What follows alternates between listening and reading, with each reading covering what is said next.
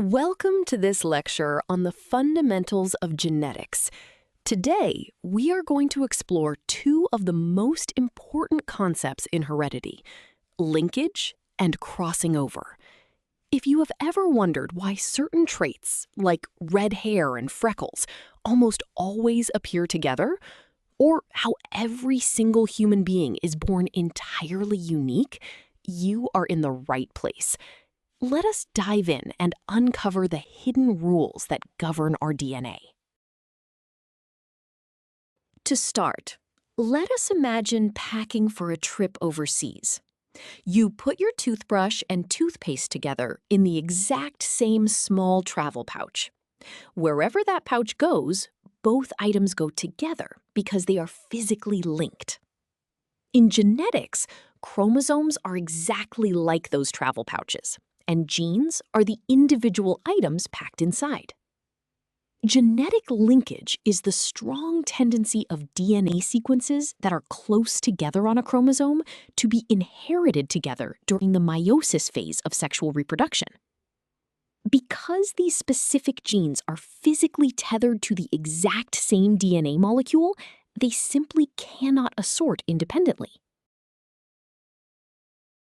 Now that we know genes can be tethered together, we must address a historical misconception. Gregor Mendel originally thought all traits sorted independently, like items thrown randomly into different suitcases. However, he did not know about chromosomes. Linkage is the major exception to Mendel's famous rule of independent assortment. The rule of thumb is simple. The closer two genes are to each other on a chromosome, the stronger the linkage becomes, and the less likely they are to be separated. In rare cases, complete linkage occurs when genes are so incredibly close that they are never separated at all. Understanding this physical tethering is absolutely crucial for modern medicine. Because of linkage, the original parental combinations of alleles are preserved in the offspring much more frequently than we would expect by random mathematical chance. This predictability allows scientists to map the human genome and find the exact genes responsible for severe genetic diseases. If we know a harmless, visible genetic marker is linked to a hidden disease-causing gene, we can track that visible marker to predict the disease in patients. It also perfectly explains why certain physical traits, like red hair and freckles, are almost always inherited together in human populations. This brings us to a natural question. If genes are linked, do they ever separate? Let us go back to our travel pouch analogy. Imagine you and your sibling have identical pouches, but yours is blue and theirs is red. If you accidentally swap the bottom halves, your blue pouch now has a red bottom, and items inside have swapped places. This is exactly what happens during the biological process of crossing over. Homologous chromosomes pair up and literally swap physical chunks of their DNA before dividing into sperm or egg cells. This physical exchange occurs specifically between non-sister chromatids during the prophase 1 stage of meiosis. Now that we understand the concept, let us look at exactly how this swapping happens biologically. When homologous chromosomes align perfectly side by side during meiosis, they form a temporary, tightly bound structure called a bivalent, or tetrad. While in this formation, the chromatids can physically break at corresponding points. They then rejoin with the opposite chromatid. This crossing of strands creates a visible X-shaped junction known as a chiasma. It is at this exact chiasma that the genetic material is traded, breaking the physical linkage between genes that were previously tethered together on the same chromosome.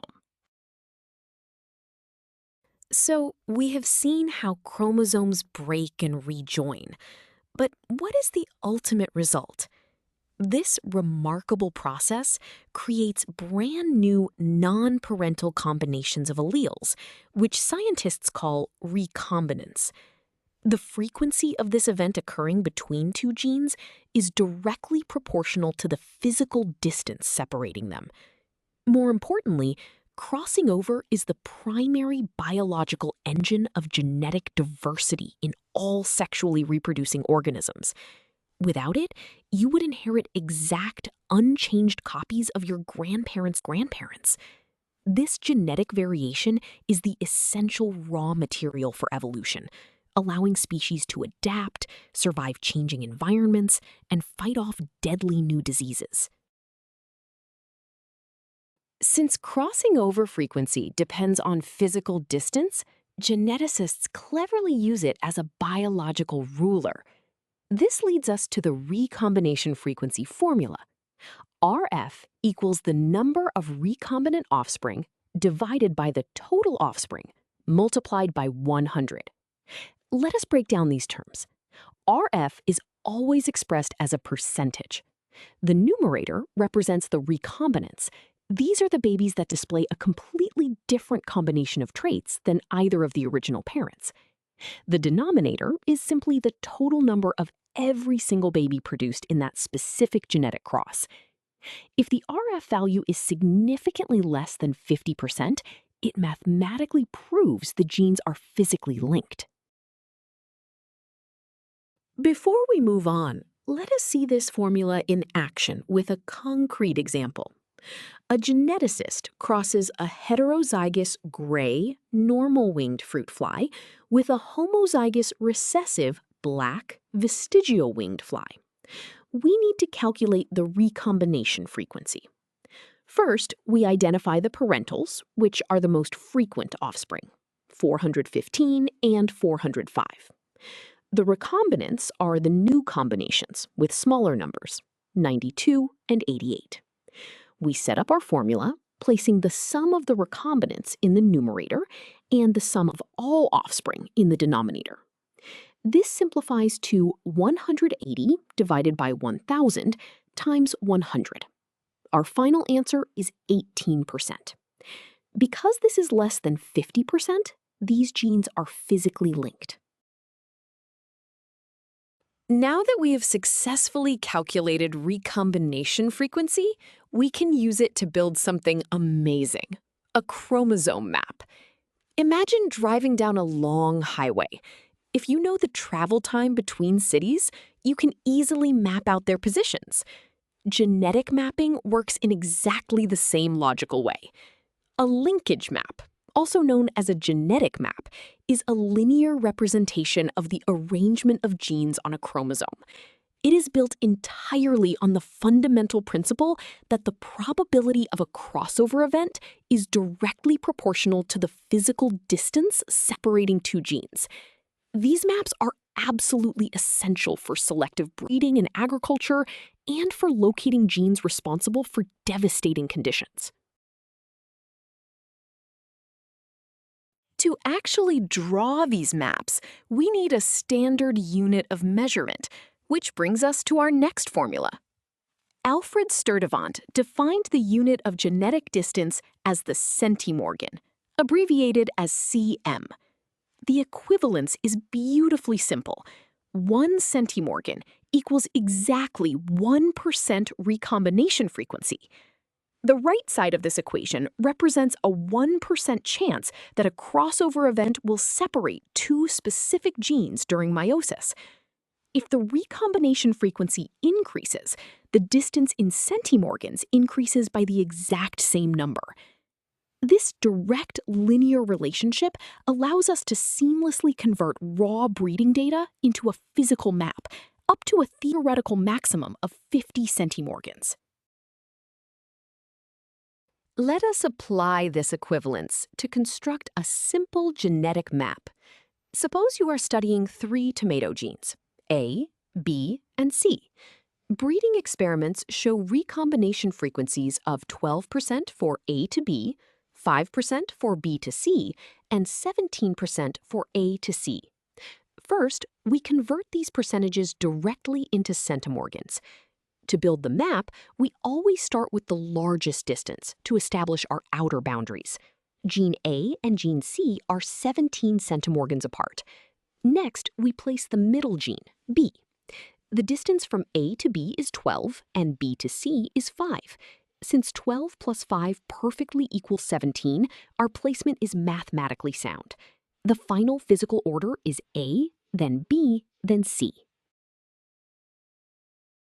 Now that we have calculated the gene order, let us visualize exactly what this chromosome map looks like. On screen, you see a linear representation of our tomato chromosome. The horizontal line represents the physical DNA molecule. Notice the 3 distinct loci labeled A, B, and C. The segment between A and B is marked as 12 centimorgans, and the adjacent segment between B and C is 5 centimorgans. Looking at the bracket below, you can clearly see how these smaller segments add up perfectly to the total distance of 17 centimorgans between A and C. This diagram beautifully illustrates how simple breeding data reveals the hidden physical layout of a chromosome. We have covered a lot of ground today, so let us review the most important ideas. First, genetic linkage is the tendency for genes located on the same chromosome to travel together, acting as a major exception to independent assortment. Second, crossing over is the biological mechanism that occasionally breaks this linkage, shuffling the genetic deck and providing essential diversity for evolution. Finally, by measuring exactly how often these genes separate, the recombination frequency, we can calculate physical distances. This elegant mathematical relationship allows us to draw detailed maps of chromosomes, unlocking the deepest secrets of inheritance. You now have a solid understanding of linkage and crossing over.